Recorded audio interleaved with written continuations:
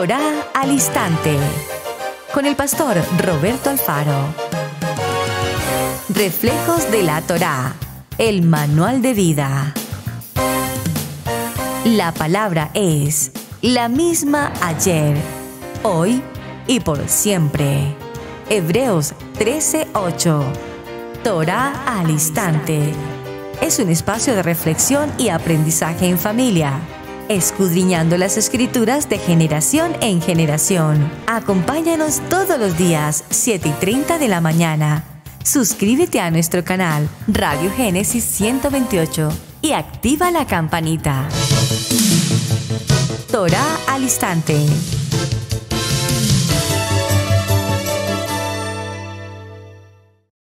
Shalom, mis amados hermanos, bienvenidos a este tiempo especial de Torá al Instante. Su hermano pastor Roberto Alfaro saludándoles y como siempre les brindo la mejor y cordial bienvenida. Muchísimas gracias por acompañarnos. Israel Casa Integral desde la ciudad de Cherryville, Carolina del Norte, en los Estados Unidos.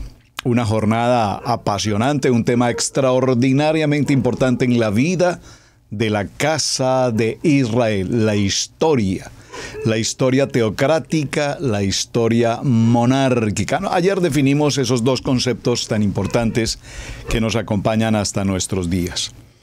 Hay una tarea que está pendiente y creo que puedo dar plazo aún hasta mañana. Ya varios hermanos me han contestado, hermanas me han contestado, ¿dónde están los varones? ¿Quién ha sido considerado el rey más importante en Israel? Es muy importante la pregunta, porque en los minutos de la jornada que vamos a desarrollar en el día de hoy, si el tiempo me lo permite, por lo menos los mencionaré, todos los reyes en Israel, entendiendo que hay dos líneas, la línea de la casa de Israel y la línea de la casa de Judá. Entonces tenemos que entender en qué momento, todos sabemos en qué momento mejor, Israel entra en una división, y en esa división, al formarse lo que conocemos como esas dos casas, cada una de ellas a su vez tiene su propio rey. Entonces tenemos los reyes de la línea del norte y los reyes de la línea de Judá, al sur, de tal manera que es importante que lo tengamos presente.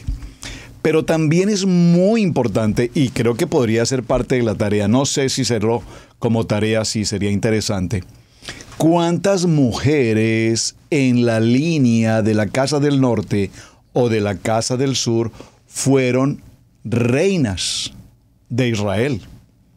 Claro, si hago la pregunta no podría avanzar en el tema hoy, no hay problema, dejemos la pregunta. ¿Cuántas reinas? Sabemos de los reyes de Israel, pero ¿cuántas reinas tuvo entonces Israel? Sí las hubo, por supuesto, sí las hubo, porque con tanta dificultad con la mujer en los gobiernos para esas épocas, no sé si hubo alguna de ellas. Por ahora vamos a continuar en la historia leyendo y considerando el libro de Samuel. En el primer libro de Samuel se nos narra todo el proceso de transición del pueblo de Israel en esa forma de gobierno desde el punto de vista de los jueces hasta el punto de vista monárquico. Entendemos todos, mis amados hermanos, que el concepto de los jueces tenían como propósito establecer un gobierno, un orden, pero un orden establecido de parte de Adonai. Entonces vemos que en la historia que hemos comenzado, en este desarrollo apareció el profeta Samuel y continúa el profeta Samuel siendo juez, un juez a quien el pueblo tiene credibilidad, un juez que habla con Adonai, un juez que establece lo que Adonai fundamenta para el pueblo, y en ese orden de ideas pues todas las cosas caminan bien. Sin embargo, los hijos de Samuel, pues ya nos muestra la narrativa que hicimos el día anterior en el primer libro de Samuel. Nos vimos cómo los ancianos y el pueblo en general no aceptaban a los hijos de Samuel en su condición de herederos como jueces, toda vez que ellos a su vez pervertían ese ministerio tan importante como sacerdotes, como jueces, a través de corrupción. De tal manera que el pueblo entonces entra en un proceso, digamos, emotivo. Todas las naciones a nuestro alrededor tienen un rey. ¿Por qué nosotros no tenemos rey? Nosotros queremos rey. Y es allí donde Adonai confirma la aparición entonces de Saúl. Posteriormente aparecerá David, posteriormente aparecerá Salomón y así sucesivamente. Pero por las últimas palabras que podemos ver en el libro de Jueces y los primeros capítulos del primer libro de Samuel, sabemos que los israelitas no tienen un líder y que están absolutamente ya en una condición apartados del propósito, apartados de la Torá, apartados de las ordenanzas, de las misbot. Y lo más cercano que podríamos tener entonces como líder para aquel tiempo, sin duda era el sacerdote Elí, quien con sus hijos administraba el templo en Silo. La prosperidad económica, militar y política de los israelitas dependía entonces de la fidelidad que ellos presentaran debidamente a Adonai. Esto es importante, tengámoslo presente, por favor, esta definición. La condición de vida, la prosperidad, los aspectos en torno a la agricultura, la familia, el sistema del gobierno de los jueces y los sacerdotes, dependían de la fidelidad que ellos tuviesen para con Adonai. Sin embargo, vemos que en la interacción que ellos tienen, los hijos de Elí, repito, como lo mencioné hace un momento, eran indignos de ocupar esta posición porque ellos a su vez menospreciaban la ofrenda de Adonai, como lo dice el primer libro de Samuel en el capítulo 2, verso 12. Ellos son poco fiables como líderes.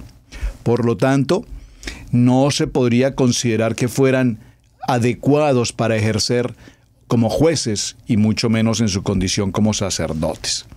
Ahora, lo primero que observamos en la historia que estamos desarrollando es que existía un sistema de herencia, es decir, cada juez, cuando tenía hijos, heredaba a sus hijos esa posición tan importante. Pero a su vez, y lo vamos a ver en la línea de la casa de Judá y en la línea de la casa de Israel, veremos cómo todos estos reyes a partir de Saúl ahora tienen hijos y estos hijos van a tomar la posesión de rey, pero no es que vayan a hacerlo mejor como reyes, sino que todo lo contrario. Realmente lo que nos narran estos textos es el acabose de los reyes de Israel. Así es que el trabajo de los sacerdotes, para concluir esta historia con los sacerdotes, era un trabajo sagrado y establecido por Adonai. Sin embargo, vemos que este trabajo y esta responsabilidad no se cumple adecuadamente. Y la triste historia del poder heredado a través de los gobiernos hasta nuestros días, lastimosamente, nos advierten que generalmente traen consigo malas experiencias.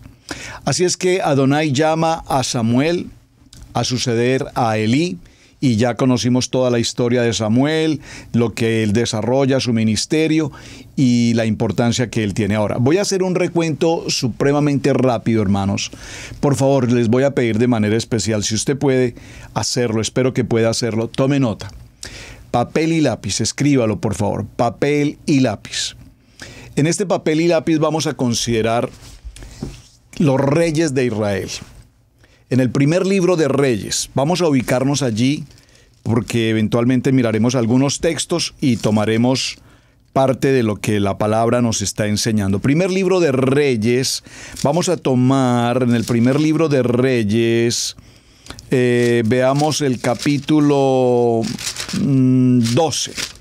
Primer libro de Reyes en el capítulo 12. Ya tenemos establecido al rey Saúl, primer rey de Israel. Sabemos que su reinado fue un reinado terriblemente dirigido, un reinado dirigido en sus propias fuerzas, en sus propias ambiciones, en sus pensamientos, en su envidia, en su celo, en su contienda. No quería que nadie ocupara esa posición, entró en una posición del yo, del poder, un poder mal administrado, un poder que desconoció la palabra de Adonai, un poder que desconoció la palabra del profeta en sí mismo, entre otras cosas, un rey que empezó a hacer cosas total y absolutamente apartadas del propósito de Adonai, entre otras consultar incluso a la adivina. Recuerdan ustedes toda esta parte. Y cuando ahora se entera de la importancia de que su reino ha sido desechado y que Adonai va a elegir o ha elegido a un nuevo rey, en este caso a David. Ustedes conocen la historia, probablemente la detallemos en otro momento. El hijo de Elí. Entonces, ¿qué va a ocurrir ahora aquí, hermanos?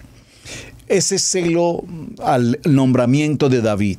Y la historia de David, ya algunos hermanos me contestaron, por ejemplo, que el rey más importante sobre Israel había sido David. Sin embargo, no podemos considerar que no lo haya sido, pero definitivamente no lo fue. David cumplió una labor importantísima, extraordinariamente importante. Pero es necesario que evaluemos dentro de su reinado los errores o los horrores que pudo mejor cometer David con todo y la calidad de rey que fue. Es decir, tanto David como Salomón, sin lugar a dudas, enriquecieron a Israel, sin lugar a dudas hicieron cosas extraordinarias. Pero tanto David como Salomón definitivamente traían consigo situaciones adversas, los dos en diferentes circunstancias: mujeres, adulterio, idolatría, paganismo, entre otras circunstancias.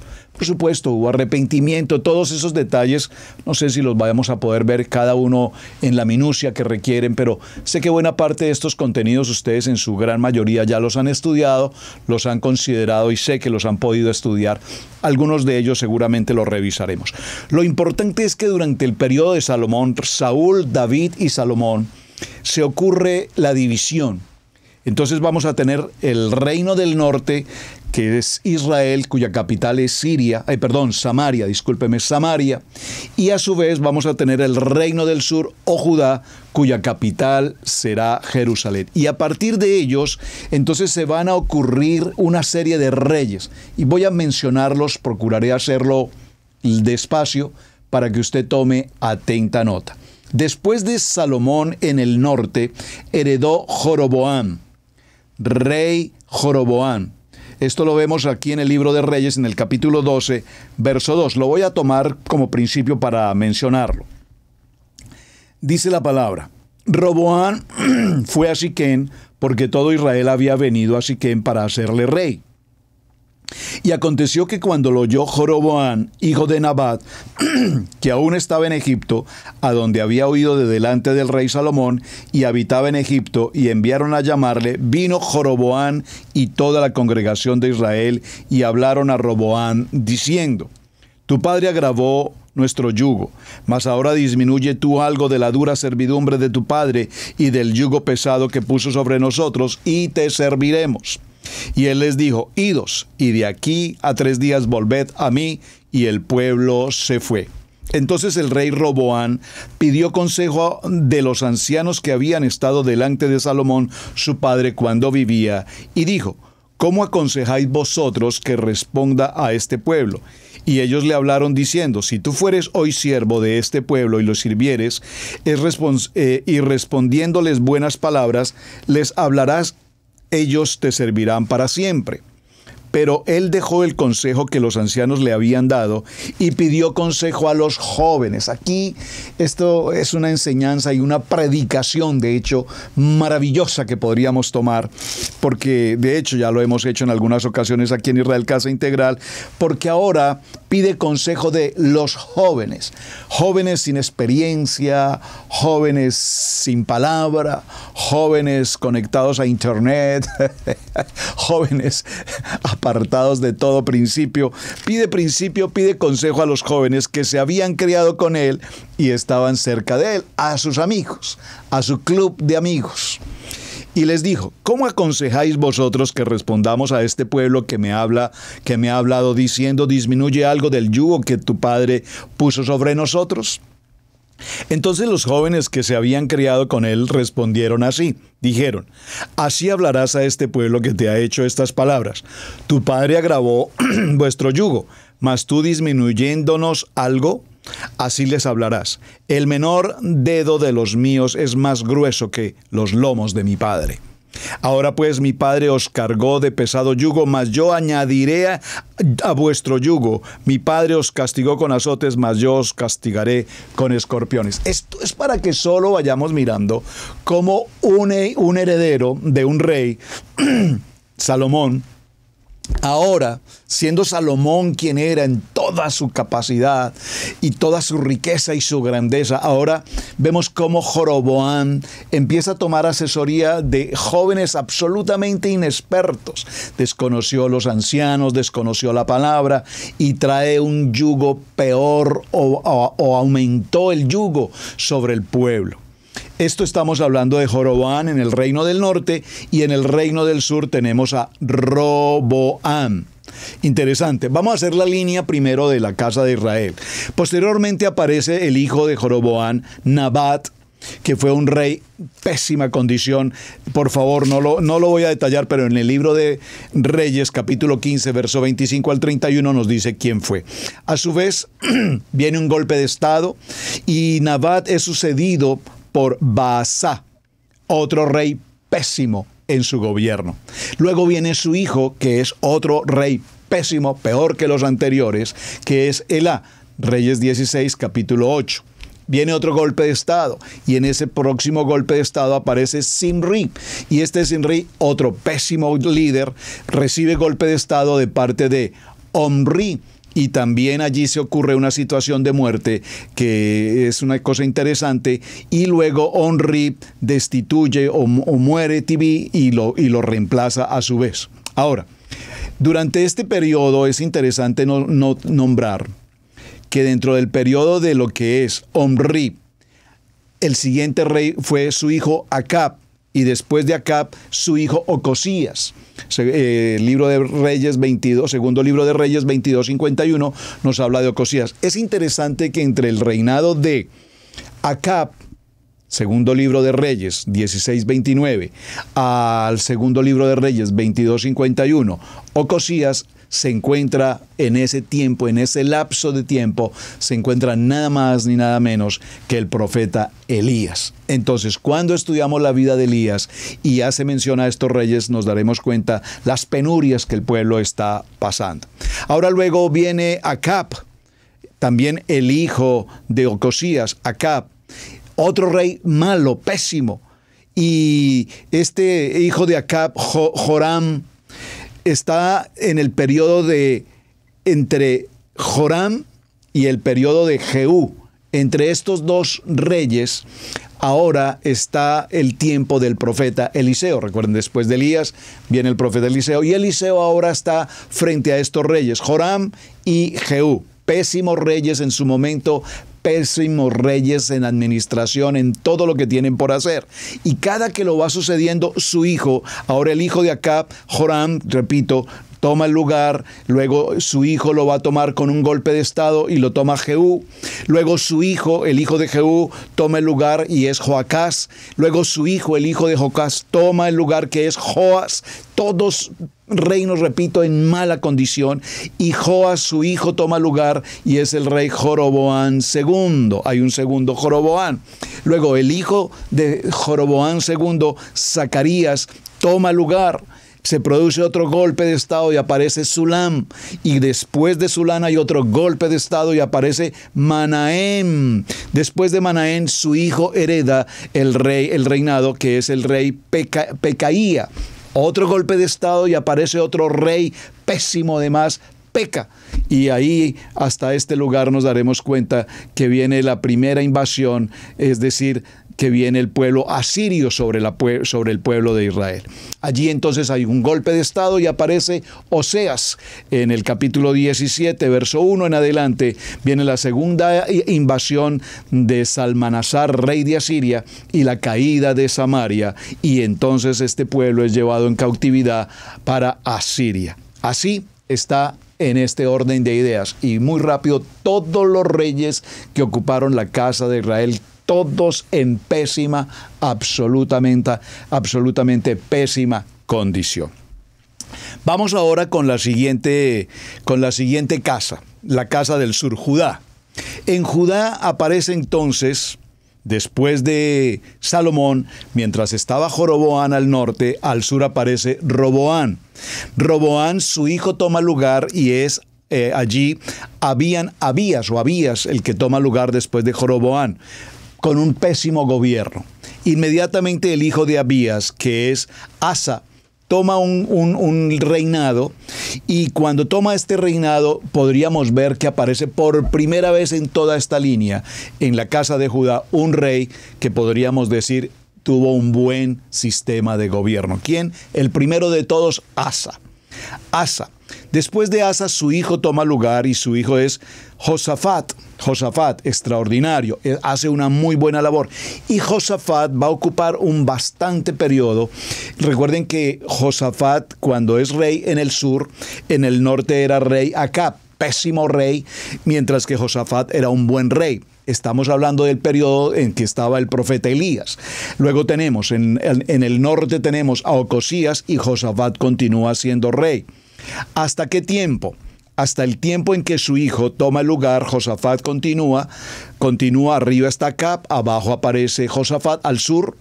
Seguimos en el segundo libro de Reyes, aparece Joroboam, y aquí hay algo interesante, Joram. Hay un Joram que es rey en el norte y hay un Joram que es rey en el sur. No es el mismo Joram. Son dos personas diferentes, pero tenían el mismo nombre para la misma época. Continúa Joram durante mucho tiempo adelante con su reinado, y este Joram permanece hasta que su hijo Ocosías toma lugar. Tanto Joram como Ocosías en la casa de Judá eran reyes, al igual que los que están en la casa del norte, que son Joram y Jehú, eran reyes de muy mala condición. Eran reyes, repito, que sus órdenes, sus determinaciones, su vanidad, su pecado, su idolatría, entre muchas otras cosas, no podríamos ahora mismo dedicarle tiempo a cada uno de ellos, pero sería maravilloso que leyéramos Primera, Segunda de Reyes, todas estas historias, porque allí están descritas cada una de ellas. Después de Joram, y toma lugar su hijo Ocosías, y después de Ocosías,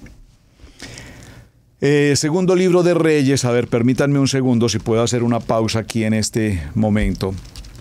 Quiero confortar este texto bíblico. Segundo libro de Reyes, vamos a ir al capítulo 11. Un momento, por favor. Acompáñenme en su lectura, por favor. Aquí están todos los de Jehú extermina la casa de Acab. Jehú extermina el culto de Baal. Luego viene el capítulo 11. Vamos a tomarnos un minuto en el capítulo 11, porque después de Ocosías en la casa de Judá, allí se sucede un asunto impresionante. Probablemente lo podamos leer un poco más en detalle. Y entonces la esposa de Ocosías toma lugar como reina de Judá. ¿Quién es ella? Atalía. Vamos a leerlo en el capítulo 11 del segundo libro de Reyes. Qué interesante, porque ya encontramos la respuesta a nuestra tarea. Bueno, yo les ayudo con la tarea por esta ocasión. Aparece una mujer, reina de Judá, no en la casa del norte, sino en la casa del sur. Dice la palabra en el Tanakh, dice, capítulo 11, segundo libro de Reyes. Dice, cuando Atalía, madre de Ocosías, vio que su hijo era muerto, se levantó y destruyó toda la descendencia real.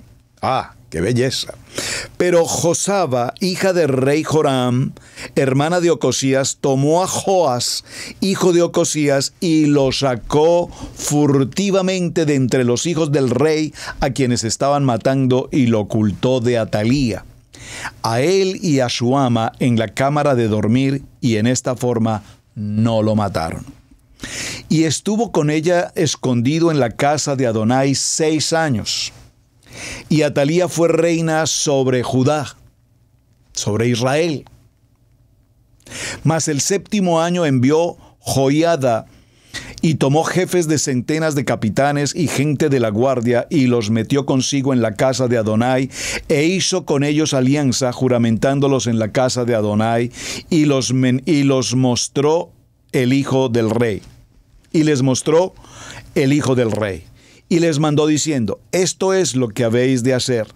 La tercera parte de vosotros tendrá la guardia de la casa del rey el día de reposo, Shabbat.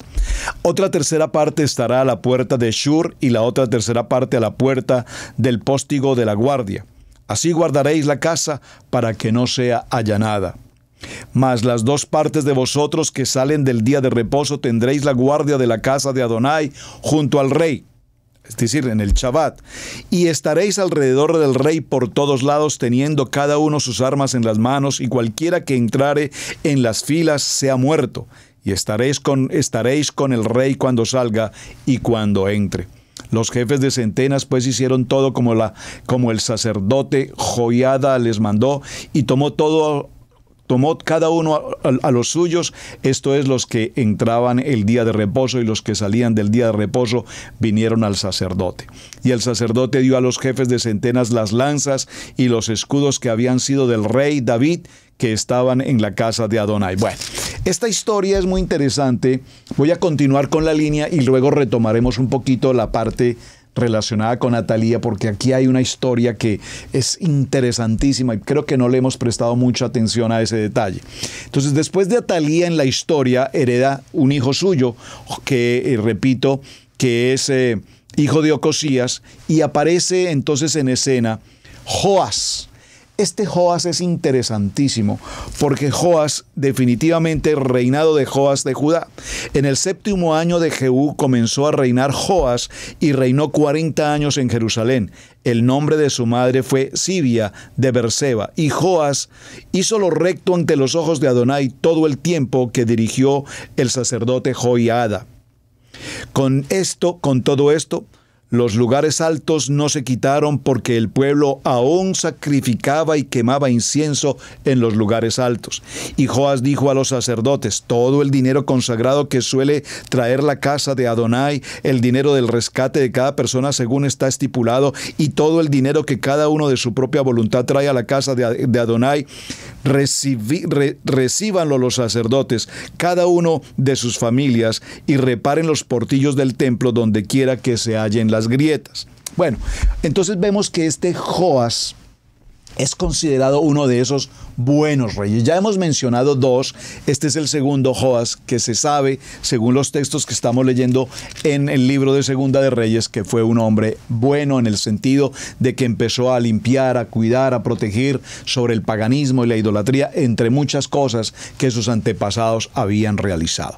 Inmediatamente después de Joás hereda nuevamente el reino otro hijo suyo, que es Amasías, y Amasías sigue el modelo de su padre Joás y desarrolla al igual un buen reinado. Después de Amasías hereda su hijo Azarías, o Usías, como también lo conocemos.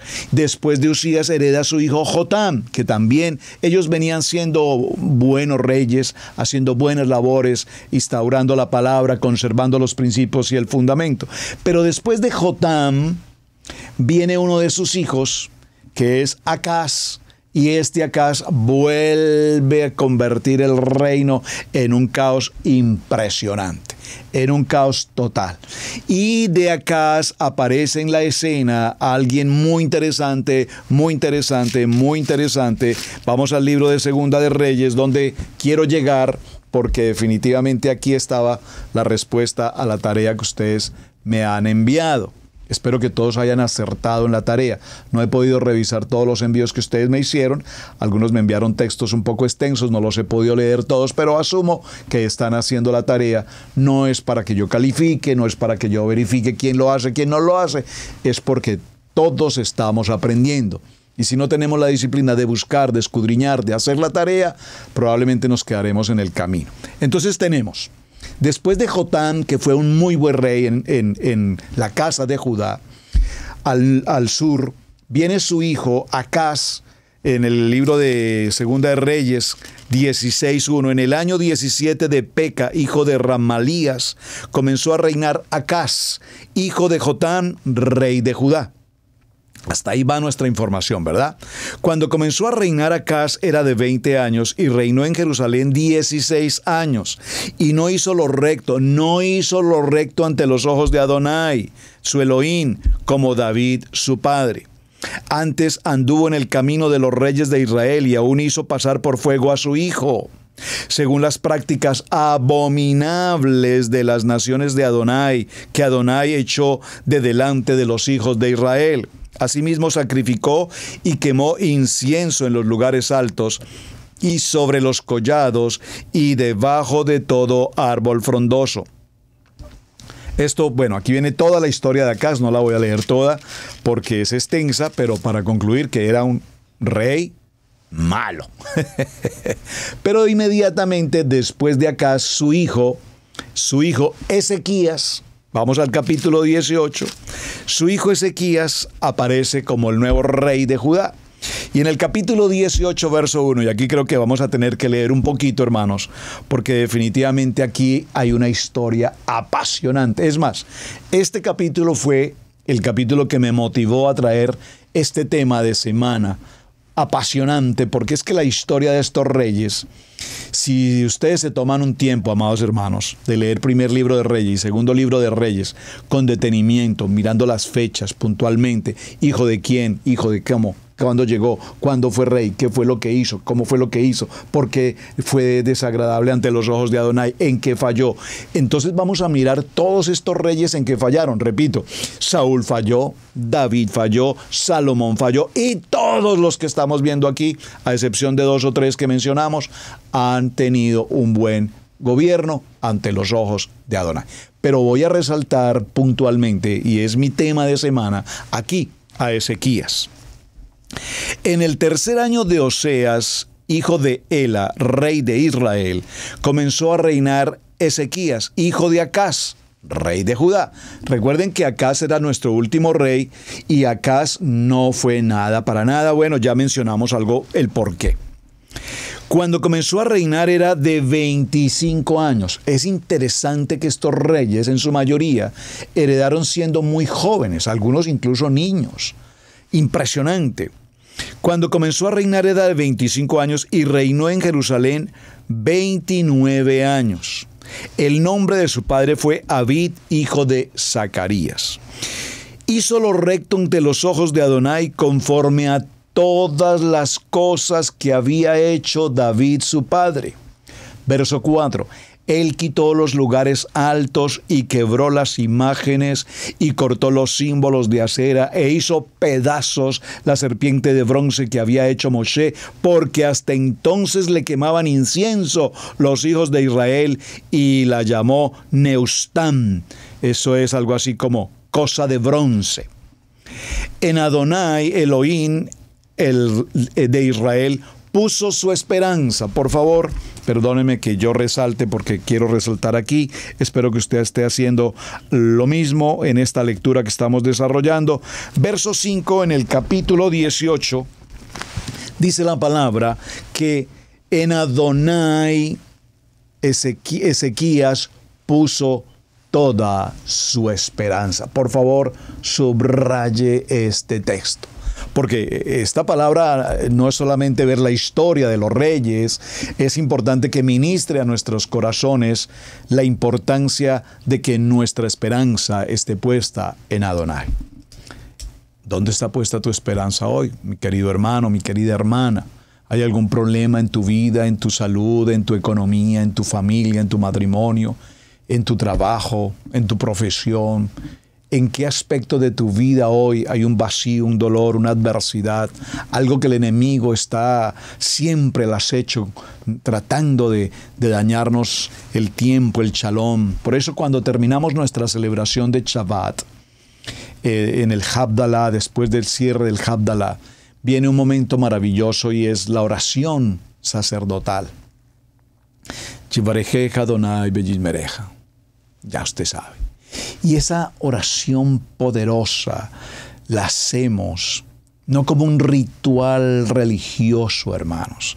Es porque estamos cerrando nuestro tiempo de Shabbat y estamos dando comienzo a una nueva semana.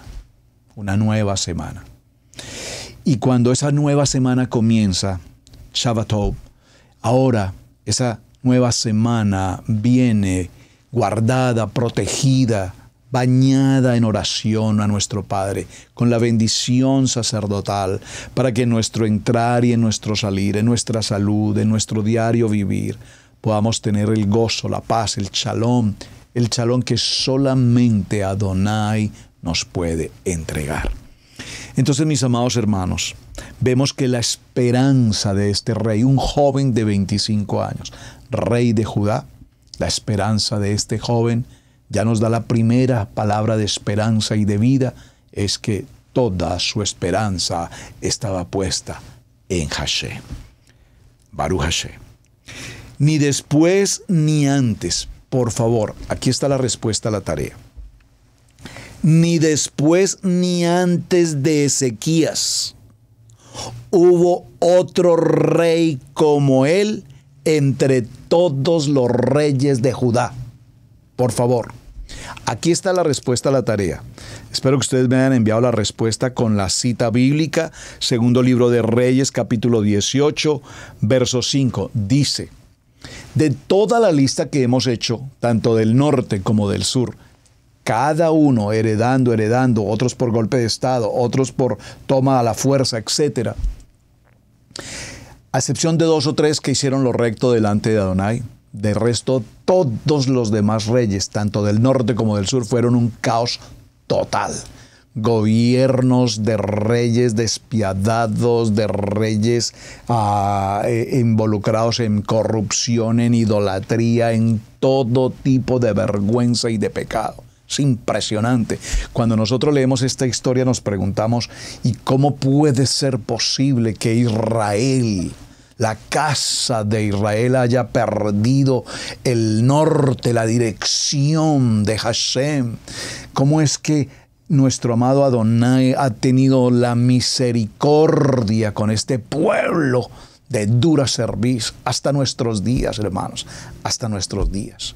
Es decir, esta historia, como lo mencionamos ayer, lo mismo que antes. Lo mismo que antes. Lo mismo que antes. Mucha gente dice, no, es que la vida pasada, la vida en los años anteriores era mejor. No, hermanos. La vida siempre ha sido un va y viene, un caos en muchos aspectos. Pero cuando nosotros verdaderamente queremos vivir una vida de gozo, de paz, de armonía, de salud, de vida, pues tenemos que empezar a caminar por el camino, la verdad y la vida, caminando en la palabra y caminando en Hashem y cumpliendo en obediencia sus ordenanzas, con tal cual la Torá, el manual de vida, el manual de instrucciones nos lo indica, hermanos. Les garantizo que entonces podemos vivir una vida en plenitud. Hermanos, ¿cuántas enfermedades hoy acosan o atacan a nuestro pueblo? Y cuando revisamos sin necesidad de ser muy conocedores de conceptos de medicina, sabemos que la gran mayoría de las enfermedades que muchos de nuestros familiares cercanos o amigos, conocidos, etcétera, tienen hasta el día de hoy, no son ni siquiera enfermedades generacionales, son enfermedades adquiridas recientemente y obedecen a una mala alimentación. Y cuando digo una mala alimentación, no me refiero a que coman mal, no me refiero a que coman poco o coman demasiado. Por favor, me refiero a que consumen alimentos que la Torá nos enseña que no debemos consumir. Es que comer camarones, pastor, ¿cómo le ocurre que no podemos comer camarones? Nunca olvidaré en uno de mis primeros años en los Estados Unidos de América, un querido amigo colombiano me invitó por primera vez. Yo no conocía un buffet, no conocía. Aquí en los Estados Unidos son muy típicos los buffets americanos, los buffets chinos particularmente. Bueno, hay de todo pues. Pero me invitaron a algún lugar, a un buffet, y la verdad es que de ver tanta comida en abundancia como ocurre en estos buffets, yo que soy de buen comer, la verdad, mis amados, que se me quitó el apetito de ver tanta comida. Así es que me serví lo que normalmente pues una persona normal come, un plato normal. Y vengo de Colombia y estoy recién llegado y estoy acostumbrado a mi sopita de almuerzo y la bandejita, lo que llamamos en Colombia la sopa y el seco. Y el amigo que estaba conmigo colombiano me dice, pero hermano, hágame el favor, hermano, vaya a ver, repita, coma más, coma más. Dije, hermano, lo siento, es que ya no puedo más. Me dijo, no, hermano, yo lo invité a este buffet porque yo quiero que usted coma bien. Le digo, no, es que ya comí, hermano, ya, la verdad, ya comí. Me dijo, no, hay que aprovechar, hermano. Mire que a un buffet uno cuando viene a un buffet uno viene pues, pero a comer de verdad. Y este hermano se servía y se servía y se servía. Yo decía, pero por favor, hermano, ¿usted a dónde le cae puesto? tanto, hermano. Dice, no, es que cuando venimos a un buffet hay que aprovechar, hermano. ¿Cuál es la diferencia, hermano, entre venir a un buffet, mañana igual va a tener hambre al mediodía, va a tener que volver a almorzar o no? Pero cuando miraba a mi alrededor y veía personas de nuestra comunidad hispana, me sorprendía cómo devoraban, y la palabra sé que es fuerte, devorar, la palabra más castellana mejor, más en castellano es tragar, la palabra es correcta, tragar, cómo podían tragar y devorar camarones y camarones y camarones y camarones, y se servían y seguían comiendo y seguían comiendo. Yo decía, pero padre, ¿qué es esto? ¿Pero qué es esto? ¿Por qué? Por la ignorancia del pueblo. Probablemente todos esos varones que estaban consumiendo y consumiendo y consumiendo camarones desorbitadamente, probablemente en su subconsciente o en su mente estaban pensando que el consumir los camarones les producía un efecto afrodisíaco, y entonces ellos creían que entre más camarones comieran, seguramente tendrían yo no sé qué experiencias. Pero la Biblia prohíbe este alimento impuro. Y cuando la Biblia lo prohíbe porque es un alimento impuro, y lo prohíbe porque trae serias y terribles consecuencias a nuestra salud. Entonces, aún mucha gente hoy, cuando lo sabe, aún sabiéndolo, lo siguen consumiendo. Dicen, no, pero a mí que nadie me diga lo que yo tengo que comer. Ok, que el chicharroncito, que la comida de cerdo, que las chuletas, pastor, a mí me gustan, yo las consumo, así es que con todo respeto, pastor, no me diga. Está bien. ¿A qué me refiero entonces con la historia? La gente hoy con tantas enfermedades simplemente porque no entramos a un nivel de alimentación kasher o kosher, puros, alimentos puros. O sea, yo lo puedo decir por testimonio, y personas que me conocen, mi familia particularmente que me conocen desde hace 26 años por lo menos, no sé qué es en mis labios una bebida alcohólica o un cigarrillo, o odio absolutamente, y perdóname que use esa palabra, pero odio el olor a cigarrillo. Para mí es algo detestable, es insoportable. No puedo tener a mi alrededor el olor, y a una persona que consume cigarrillos, se los he tenido que decir, hermano, con todo respeto, hermano, si usted fuma, por favor, apártese, hermano, vaya, fume por allá lo más lejitos que pueda, pero justo al lado mío no puedo, hermanos. Y eso nos ha permitido, por supuesto, tener una mejor salud. Ahora, todo esto lo menciono porque estoy haciendo alusión al rey Ezequías. El rey Ezequías tenía puesta toda su esperanza en la palabra, en las ordenanzas, en los mitzvot, en el hacer las cosas conforme a lo que está escrito. Ni después ni antes de él hubo otro rey como él, de todos los reyes de Judá, porque siguió a Adonai y no se apartó de él, sino que guardó las ordenanzas, los mitzvot, las palabras que Adonai había prescrito a través de la Kadosh Torah en Moshe. Hay que subrayar el verso 5 y el verso 6, debemos resaltarlo y darle el valor que estos dos textos ameritan en la vida del rey Ezequías. Y Adonai estaba con él, y a donde quiera que salía, prosperaba. Hermanos, hoy tengo a mi alrededor una gran cantidad de literatura, libros excelentes, con excelentes escritores, muchos de ellos pastores reconocidos, a quienes tuve la oportunidad alguna vez de compartir con ellos, saludarlos, y muy buenos escritores, los aprecio y los admiro. 7 pasos para la riqueza, 10 pasos para la prosperidad, cómo alcanzar el éxito de los judíos, cómo ser prósperos en tantas, y excelente literatura, hay muy buena literatura, que no la podemos desechar, por favor. En esto siempre lo he dicho, no nos volvamos tan religiosos en ciertas cosas, que porque es un pastor del nivel 2, entonces ese libro ya no sirve, hay que tirarlo. No, hermanos, por favor, si es una buena lectura, por favor, si es un buen autor, porque hay que saber elegir un escritor. Hay gente que escriben libros, copy, paste, y escriben libros. No. Hay que buscar literatura de hombres que escriben con entendimiento, sabiduría, con capacidad para escribir, y que cuando los disfrutamos los podemos disfrutar con absoluta calidad. Estaba procurando un texto que estoy tratando con los varones de un escritor que conocimos hace ya muchos años en Miami, el pastor Myles Munroe, un gran escritor. Admiro los libros y su escritura es extraordinaria, profunda por demás, fallecido ya hace varios años. Y estamos siguiendo un libro que habla sobre el poder del hombre de la oración, del hombre de hogar, del hombre, el varón Kadosh. Es maravilloso. Aquí nos da la respuesta a esta palabra. Ezequías, a donde quiera que iba, Adonai estaba con él. A donde quiera que salía, él prosperaba en todo.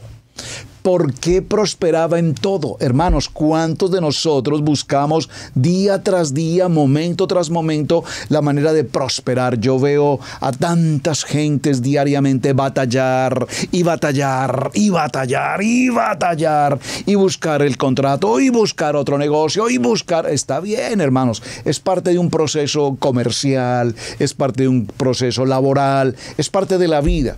Pero, hermanos, les garantizo en el nombre de nuestro amado Yeshua HaMashiach, por el poder de la palabra que estamos leyendo en este mismo momento, que cuando un hombre Kadosh, un hombre temeroso de Adonai, un hombre de obediencia, un hombre de cumplimiento, un hombre sujeto a lo que escrito está, les garantizo por la palabra que estamos leyendo en este mismo momento, que usted no necesitará estar en las batallas que todo el mundo está afuera día a día, porque vendrán los mejores negocios, vendrán las mejores oportunidades, se abrirán las puertas sin que ni siquiera estés allí tocando puertas, se abrirán las puertas, te llamarán de un lugar, te llamarán del otro, te llamarán de aquí, te llamarán de allá, y tendrán las mejores oportunidades.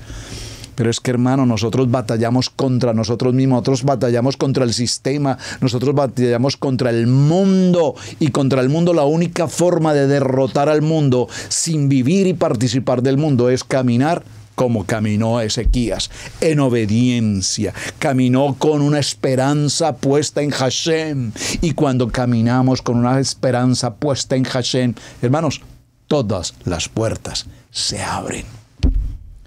¿Qué más nos puede decir este precioso texto? Y Adonai estaba con él.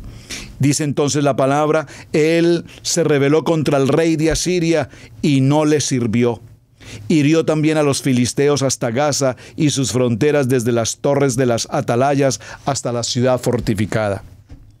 En el 4º año del rey Ezequías, que era el año del 7º de Oseas, hijo de Ela, rey de Israel, subió Salmanasar, rey de los asirios, contra Samaria y la sitió. Y la tomó al cabo de 3 años, en el año 6º Ezequías, el cual era el año 9º de Oseas y rey de Israel, fue tomada Samaria. O sea, recuerden, mientras nosotros estamos aquí en Ezequías, al sur, en Judá, al norte teníamos a Oseas, ¿recuerdan? ¿Y qué ocurrió? Y el rey de Asiria se llevó cautivo a Israel, a Asiria, y los puso en Halach, en Javor, junto al río Gozán, y en las ciudades de los medos. Eso ocurre al norte. Siendo Oseas el rey de la casa de Israel, viene la invasión de, lo mencionamos aquí, de Salmanasar, rey de Asiria, y se produce la caída de la capital Samaria, la capital del norte. Y así es llevada entonces cautiva en Asiria la casa de Israel. Estamos leyendo segundo libro de Reyes, capítulo 18.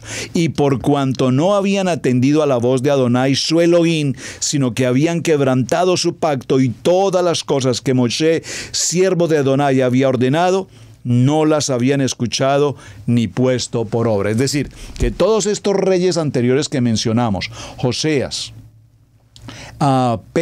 Pecaí, todos estos que habíamos mencionado anteriormente, que fueron pésimos reyes, lo que hicieron fue desobedecer la voz de Adonai. Y al desobedecer las ordenanzas, los mitzvot, la Torá, definitivamente ¿Terminan en qué condición? Terminan invadidos, viene la caída de Samaria, son llevados como cautivos. ¡Qué vergüenza! Después de todo lo que Hashem ha hecho por el pueblo de Israel, con mano fuerte y brazo extendida, los saca de la condición de esclavitud de Egipto, del rey de ídolos de Egipto y de toda esa cautividad, y ahora vuelve la casa de Israel a una cautividad aún peor en Asiria. Esto es Segundo de Reyes, capítulo 18, verso 18 nos narra esta historia. Ahora, aquí en este tema surge algo que probablemente podamos mencionar por 2 minutos. A los 14 años del rey Ezequías subió Sennaquerib, rey de Asiria, contra todas las ciudades fortificadas de Judá y las tomó. Entonces Ezequías, rey de Judá, envió a decir al rey de Asiria que estaba en Laquis: yo he pecado, apártate de mí y haré todo lo que me impongas. Y el rey de Asiria impuso a Ezequías, rey de Judá, 300 talentos de plata y 30 talentos de oro. Dio por tanto Ezequías toda la plata que fue hallada en la casa de Adonai y en los tesoros de la casa de Real. Entonces Ezequías quitó el oro de las puertas del templo de Adonai y de los quiciales que el mismo rey Ezequías había cubierto de oro, y lo dio al rey de Asiria. Después el rey de Asiria envió contra el rey Ezequías al Tartán, al Rabaseris y al Rabases en un gran ejército desde Laquis contra Jerusalén, y subieron y vinieron a Jerusalén, y habiendo subido vinieron y acamparon junto al acueducto del estanque de arriba, en el camino de la heredad del lavador. Llamaron luego al rey y salió a ellos Eliquim, hijo de Hilcías, mayordomo, y Sebna, escriba, y Joa, hijo de Asaf, canciller. Y les dijo: decid ahora a Ezequías, así dice el gran rey de Asiria: ¿qué confianza es esta en que te apoyas? ¿En quién es que tú confías? Dices, pero son palabras vacías: consejo tengo y fuerzas para la guerra. Mas, ¿en qué confías que te has rebelado contra mí? He aquí que confías en este báculo de caña cascada en Egipto, en el cual si alguno se apoyare, se le entrará por la mano y la traspasará. Tal es el faraón del rey de Egipto para todos los que en él confían. Y si me dices: nosotros confiamos en Adonai nuestro Elohim, ¿no es este aquel cuyos lugares altos y altares ha quitado Ezequías? Y ha dicho a Judá y a Jerusalén: delante de este altar adoráis en Jerusalén. Bueno, esta historia no la voy a leer toda porque tenemos que avanzar, pero mañana continuaremos recordando un poquito la historia también de lo que pasó con Ezequías al tiempo de morir, que esa historia por demás es extraordinaria y que definitivamente merece la oportunidad de que la podamos escuchar y podamos entender qué fue lo que pasó. Quiero regresar un momento con ustedes, hermanos, a la historia de esta reina de Judá, Atalía, reina de Judá. Es muy interesante porque cuando Atalía, madre de Ocosías, vio que su hijo era muerto, se levantó y destruyó toda la descendencia real. Lo leímos hace un momento en el segundo libro de Reyes, capítulo 11, verso 1. Hay un paralelo sorprendente entre la relación de Israel con Judá y la de los descendientes de Caín y los de Set. Caín se apartó, él y su familia, de todas las personas temerosas de Adonai en su tiempo. Ahora más tarde las hijas de los camitas tentaron a los hijos de Set y acabaron preparando la escena para el diluvio.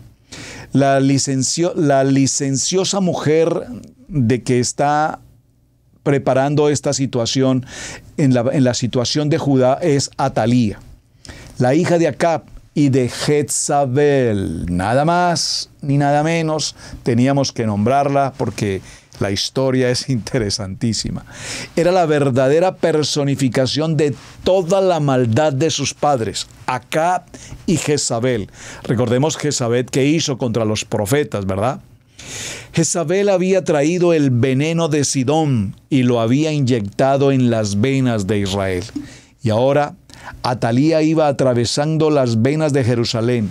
Notamos en este relato que hay un rey de la casa de David, en vez de aliarse con el profeta de Adonai en el conflicto entre Acab y Elías, decidió en cambio a favor de la dinastía de Acab.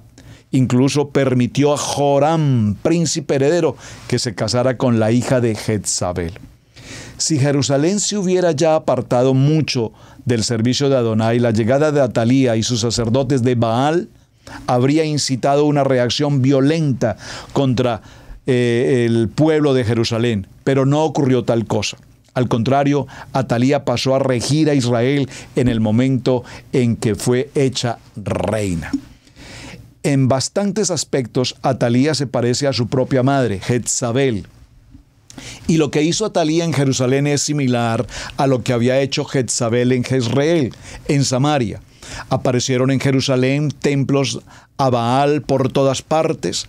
El tenor de la vida de Jerusalén cambió completamente. La mundanalidad prevalecía y los que temían a Adonai tuvieron que partir de Jerusalén. Esta Atalía abrió el mundo, el pecado. Yo creo que en términos modernos todos los bares, las discotecas, los prostíbulos y todo empezó a funcionar en los tiempos de Atalía. Pero Adonai llamó a Jehú, el cual eliminó la dinastía de Acab en Israel y dio muerte al hijo de Atalía, Ocasías. En vista de ello, Atalía decidió exterminar a todos los otros hijos de Joram, su esposo,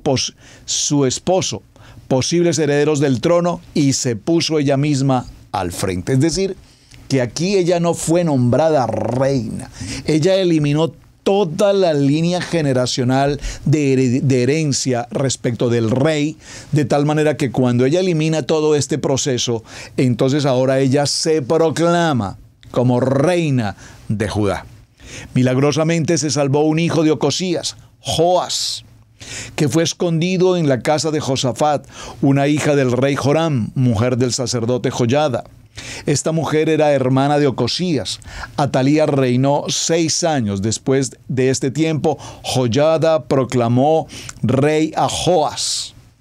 Fue Atalía ejecutada y todos los altares de Baal fueron derribados. Parece no haber límites en la capacidad del mal con una mujer con las entrañas de Jezabel o de Atalía cuando no reconocen los límites de su propia naturaleza humana y rehúsa aceptar las limitaciones que Adonai ha establecido.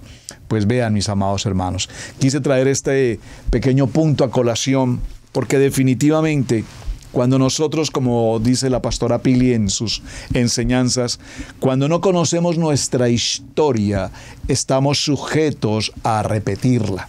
Lastimosamente, buena parte de estos textos, muy poco o casi nada se enseña o se estudia en las congregaciones, en los años anteriores, en otros lugares donde estuvimos. ¿Qué tal si podemos compartir estas enseñanzas a la gente que nos rodea permanentemente? ¿Por qué? Porque evidentemente cuando vemos todos estos conceptos monárquicos desde el punto de vista de los reyes elegidos por los hombres, opuestos a sí mismos en posiciones de reino, de autoridad, o elegidos, opuestos por el mismo pueblo, el hombre ha querido entonces elogiar a los hombres, la justicia de los hombres. Prefirieron despreciar la misericordia, la bondad y la justicia de Adonai en ese sistema de amnesia que se nos olvida de dónde Adonai nos sacó, y elegir a hombres a quienes se les da protagonismo, liderazgo, reconocimiento, se les hace venia, pues, y se colocan en una posición de idolatría terriblemente fatal hasta nuestros días. Es decir, nada de lo que estamos leyendo es un tema nuevo para nosotros, porque lo que ocurrió allá está ocurriendo aquí. Lo que ocurrió en ese tiempo está ocurriendo hoy. Es decir, la vida sigue igual. ¿Y cuándo aprenderemos la lección? Es la pregunta que tenemos en toda esta historia. Reyes van, reyes vienen. unos peores, otros diferentes, otros procuran mejorar, pero la corrupción, el sistema, el medio, el modus operandi de las comunidades, de las sociedades, de la política, de los sistemas de gobierno, de la banca mundial, entre otras cosas, los poderosos y ricos en las naciones ejercen poder y autoridad sobre aquellos que probablemente algún día llegaron a una posición de gobierno de una nación. Y probablemente en sus corazones estaba la idea de querer hacer las cosas bien, pero los sistemas envuelven, los sistemas corroen, los sistemas corrompen y terminan haciendo lo que todos estos reyes en Israel hicieron: idolatría, paganismo, adulterio, fornicación, prostitución, depravación, homosexualidad, todo lo que conocemos hasta nuestros días exactamente igual, la quema de los niños, la idolatría Moloc, quemar los niños, etcétera, etcétera, etcétera. Algo tenemos que sacar provechoso de toda esta historia. Y en Ezequías se cumple una palabra hermosa que tocó a mi corazón. Ezequías tenía su fe puesta en Adonai. ¿En quién está puesta tu confianza hoy, mi amado hermano? Venir a Torah no es simplemente decir formamos parte de las raíces hebreas. Lo he aclarado miles de ocasiones y perdónenme que los canse con la misma historia. No, hermanos, no es un tema de raíces hebreas, es un tema de Torah. Venir a estudiar el Tanakh, conocer la historia, la enseñanza de la vida. Porque si Hashem permitió que todos estos textos y la vida de cada uno de estos hombres quedara inscrita, es porque definitivamente tenemos que aprender algún día la lección de todo lo que ha ocurrido para que venga, por supuesto, un tiempo de cambio. Y ese tiempo del cambio vendrá cuando tú y yo, cada uno de nosotros hoy, comprometidos a que nuestra esperanza esté puesta aquí en el manual de vida, cuando caminamos conforme a este manual de instrucciones, en rectitud, en integridad, en honestidad, en transparencia, en obediencia a su palabra.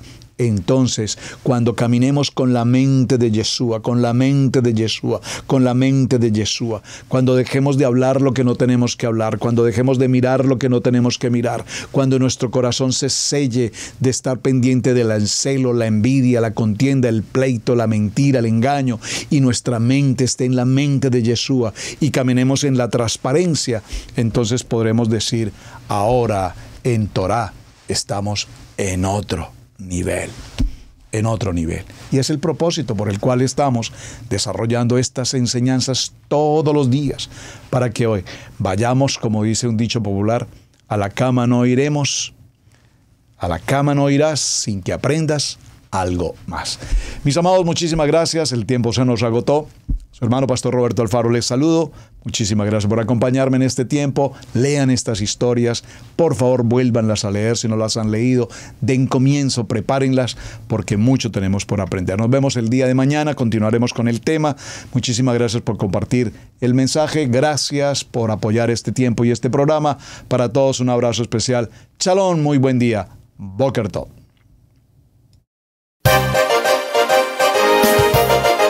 Hemos presentado Torah al Instante con el pastor Roberto Alfaro. Para nosotros es un placer poder servirle. Contáctanos a nuestro correo radiogenesis128@gmail.com. Torah al Instante.